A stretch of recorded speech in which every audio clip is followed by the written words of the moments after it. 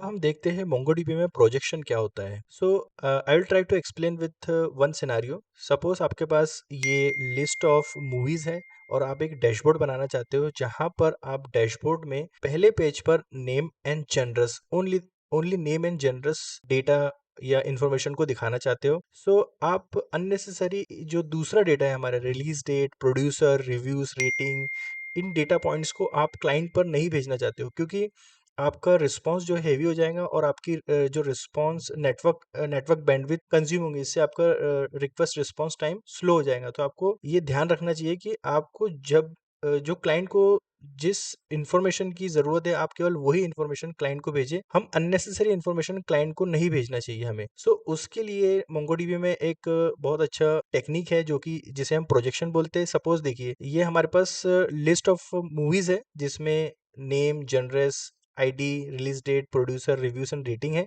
अब हम चाहते हैं कि केवल हम इस तरह के डेटा से हम केवल क्लाइंट को name and generous and rating को भेजें एज ए रिस्पॉन्स। सो उसके लिए मोंगोडीबी में प्रोजेक्शन प्रोजेक्शन की टेक्निक को यूज कर सकते हैं।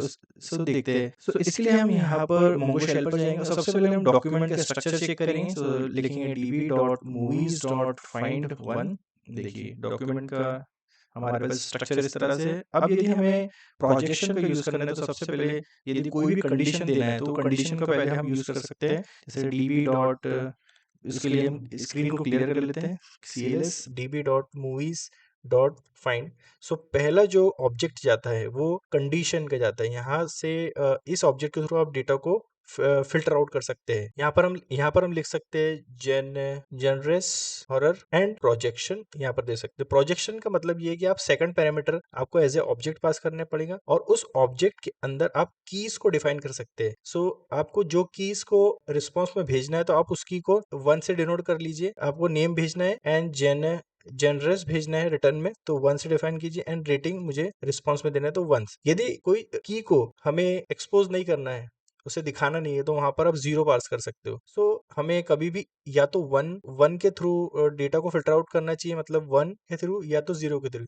और ऑटोमेटिकली यदि हम यहाँ पर नेम 1, जनरस 1, रेटिंग 1 लिख रहे हैं, सो ऑटोमेटिकली इसके रिस्पॉन्स में अंडरस्कोर आईडी भी इसके रिस्पॉन्स में आने वाली है।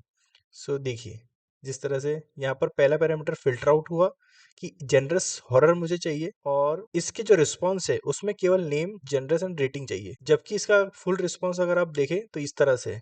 तो इसमें हमने प्रोड्यूसर एंड रिव्यूज को नहीं लिया। सो आप इसकी हेल्प से सीएलएस हम एक एग्जांपल देख सकते हैं जिसमें हम 0 को डिनोट कर सकते हैं।